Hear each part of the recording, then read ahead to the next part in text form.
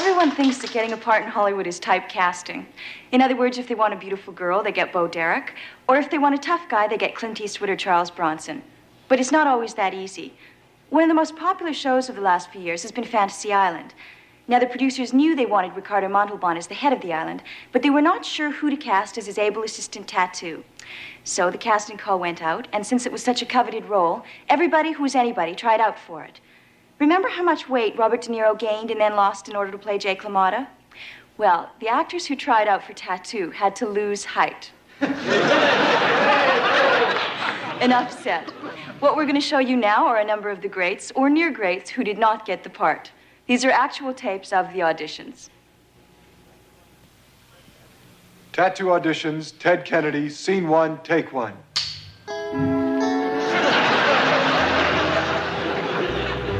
Well, Tattoo, why are we standing here? Well, I refuse to call you or anybody else boss. However, I have been told by my special sources that a plane is approaching, and just because I am standing here does not mean that I am necessarily a candidate for this part. Well, Tattoo, that's Senator Tattoo to you. Why don't we move to the edge of the dock and welcome our visitors? Well, I'd like to, but as you know, I'll stay where I am. My aversion to getting too close to the water is pretty strong, and I was on a date with a girl who wanted to make a right turn. I said it's a left, and she grabbed the wheel. I said, wait here, I'll go for help. Actually, I came back. It was a total misunderstanding, and... Cut! All right, we'll cut. What are we cutting? Okay, next. Tattoo auditions, Paul Lynde, scene 2, take 1.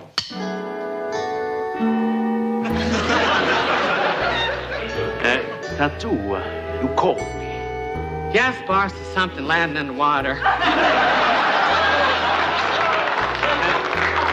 What is it, Tattoo? Well, it's either a seaplane with big, large pontoons or Dolly Parton just fell out of the sky. Gee, I hope I get the part. Because I like to say boss, it sounds so macho. Like living on an island, too. And frankly, 20 years with Peter Marshall gave me the sheds. Cut. It's all I ever hear. Cut. Exit 0, cut this. Tattoo auditions, Don Rickles, scene 4, take 1. So, Tattoo, why are we here? Why do you think, you Mexican hockey puck? We're here to watch the sun turn your skin into Corinthian leather. That is not in the script. How would you know? How can you learn how to read in the trunk of a 54 Chevy coming over the border? I am offended, Tattoo. You don't mean offended. You mean offensive.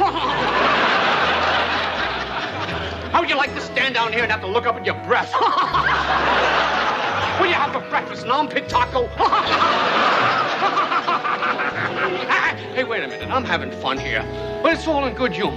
Because I have a mother down in Mexico. Who are you hockey puck? Shut up. What do you know? The gypsy with the earring going down Ireland. And this guy with the ice cream cones coming out of the tank.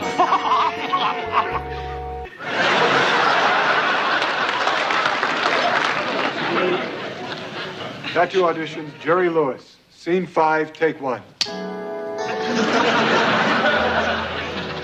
Well, Tattoo, I think the plane is coming.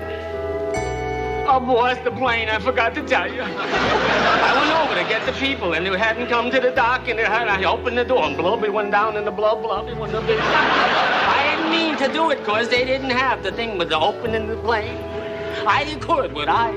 I think this is a good time to thank the firemen of Canada for helping my kids go into all the doors with their little boxes and saying, for my little kids, you can have... Hey, shut the fuck up! Who the hell let them in here? Get out of here! Out of the studio, Fantasy Island, my act.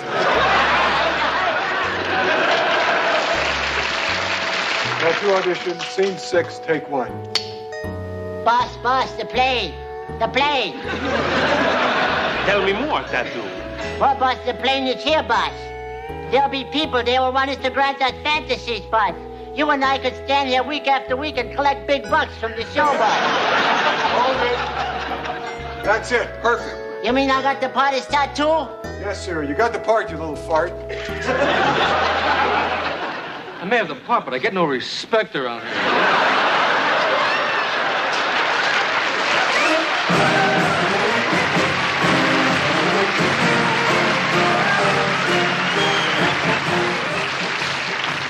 Are we on? Hello, everybody. This is Phil Heyman standing in the winner's circle at City Park Racetrack, where the world record for a mile and a 16th was just broken by over a minute. And here's the horse now. Beautiful. Standing next to me is veteran trainer Saddlebags Simpkin. Saddlebags, have you ever seen anything like this? Well, I have to say that was the most unbelievable feat by any horse, living or dead. Now, you did not train this horse, and I understand you're protesting the race.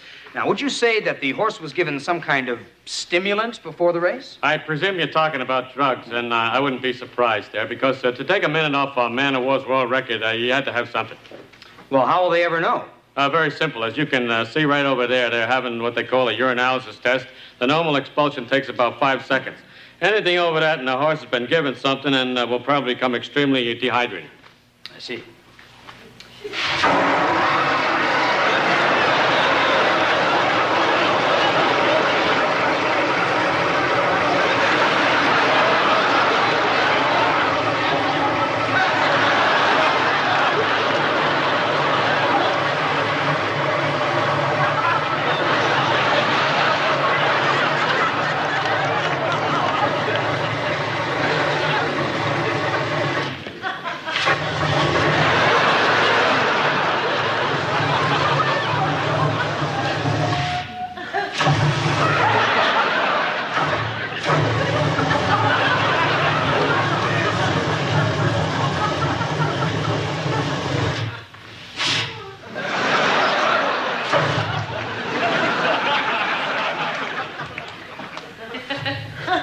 Well, what do you think?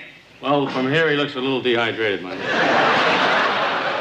No, the judges have just given the okay signal. Wow. The record is official. I don't believe it. And here comes the horse now.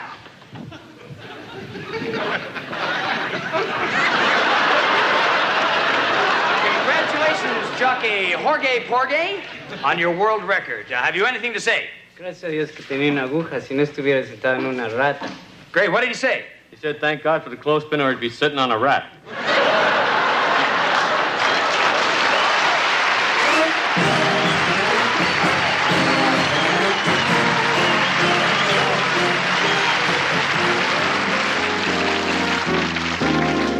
Here you are.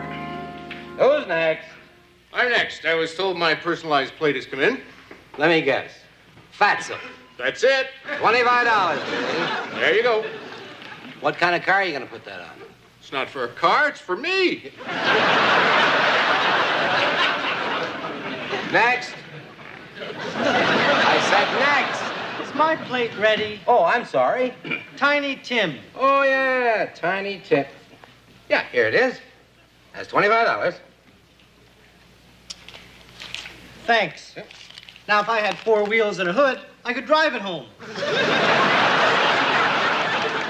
Who's next? Listen, my God, is my plate left? Is my plate here? Which one is it? Boobs. Oh, you're the one. I'm sorry, sir. The plate is here, but we're not allowed to issue questionable plates. What are you talking, questionable plates? Well, you know, the word is a slang expression for certain parts of a woman's anatomy. I can't believe how childish you Americans are. First of all, I had no idea that boobs meant anything in your country. And second of all, it happens to be me name, John E. Boobs Jr. It's been in me family for generations. You can check with the Irish County Court record books. They even have a copy of the Boobs family tree. There's so many boobs in our family, the tree is probably sagging by now.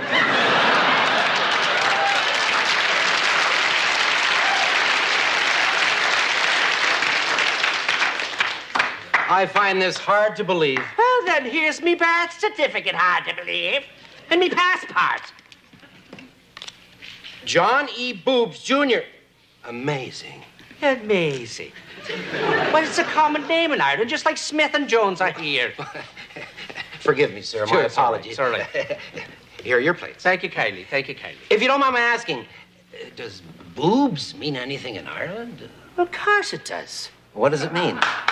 Means shit, but somebody's already got that.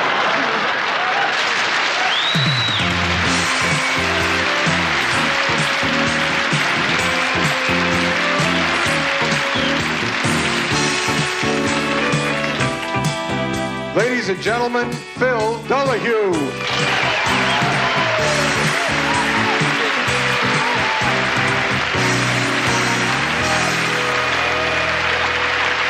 Well, thank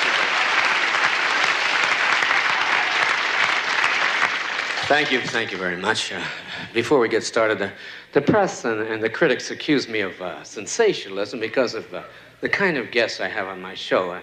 They accuse me of dealing with people who are into kinky sex and weird relationships. Well, I'm sick and tired of this, and I'm just trying to bring refreshing and interesting topics to the television public. You see, my whole reason for doing television is to educate the people through meaningful and constructive TV journalism. So, it's all right.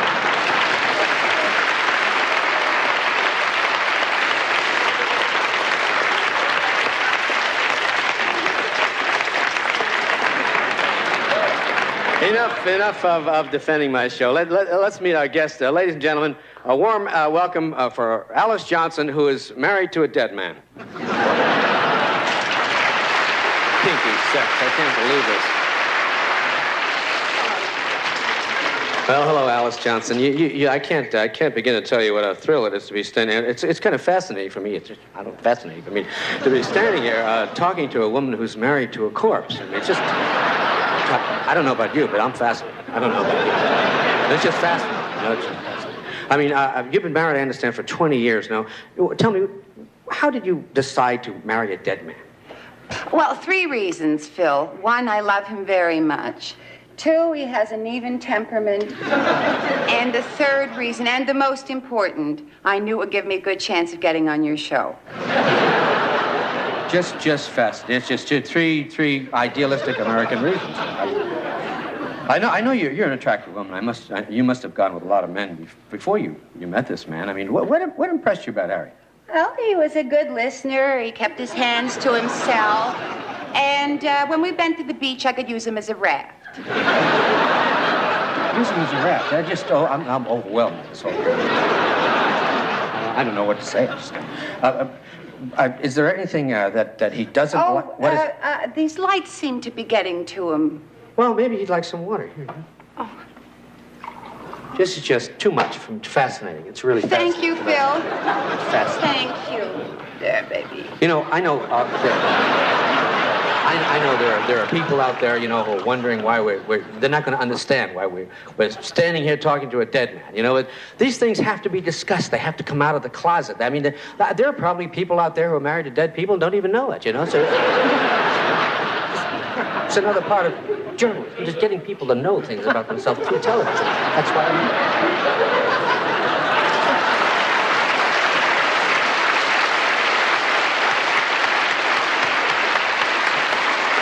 I'm sure my vast audience would like to know more about your dead husband. What does he do for relaxation? Well, he enjoys watching television. Well, what kind of shows does he watch? Well, it doesn't really make any difference. I never turn it on. Never turns it on. Now, that, to me, that just blows me. I don't. Any questions from the audience? Any questions from the audience? I'm sure my vast audience has like, lady, there's a little young, she'll just follow me. I mean, well, just try to get up to that lady up there, the audience. Excuse me, will you people? Excuse me, there were just audience up there. Where did she go? I saw, man, there's a lady over there, almost a row too many. This is just, to me, this row fascinates me. I don't know. Yeah, what's it like to have sex with someone who has no expression, doesn't respond, and never moves? We're not here to talk about my wife. We're talking about this man over here.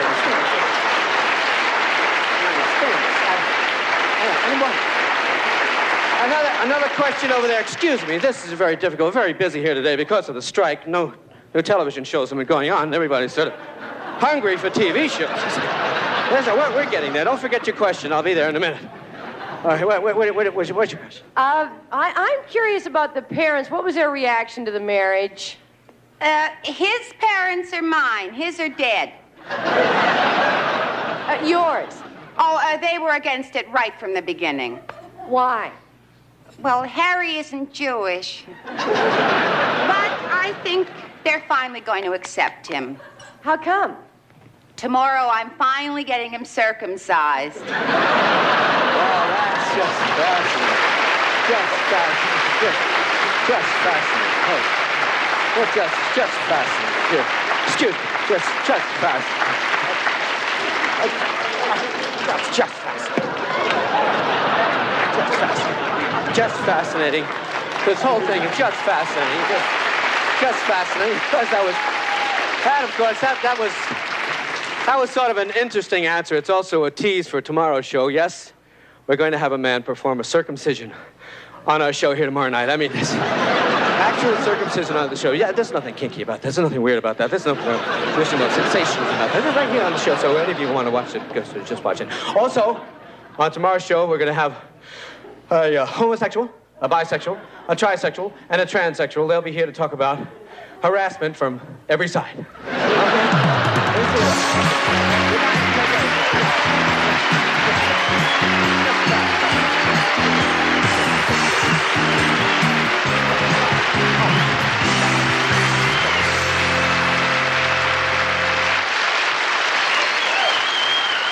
That's our show for tonight.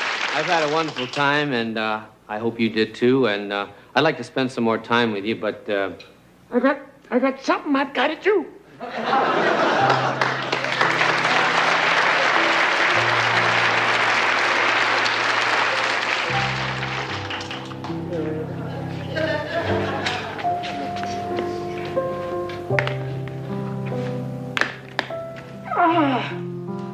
It's been a long day. Long day. Honey, come to bed now. Come on, sweetheart. That's it. Atta girl, just climb in there, baby. Just like we've done for years. That's it, Peter. What a day. You want to rub my back there a little bit? That's it. Oh, that's fine. Stop that, please. That's really good. Stop tape. Let's keep rubbing. That's good. What's the problem, Bob? This was supposed to be a very gentle peace between two old people. Oh, you didn't hear about the old lady? She split. She didn't like her gown. This young lady was kind enough to help me out. The gown fit her. John, we rehearsed this with an older woman the whole week. Bob, are you insinuating I need cheap thrills or something? The lady just didn't stick around. That's all there is to it. We're using this girl. She was nice enough. Now, don't be like this. Let's go on with this, okay? Let's just go on with it. This doesn't work. Can we stop it, please? Spoiled sport. I thought it would work. I'm sorry. Let's say goodnight. Good night. Good night. Good night. Well. Try to do something on your own around here. We rehearsed all week with an old lady. I know. She left. Can we strike it, please? Yeah. Okay, strike the set, boys. Strike the set. Get it out.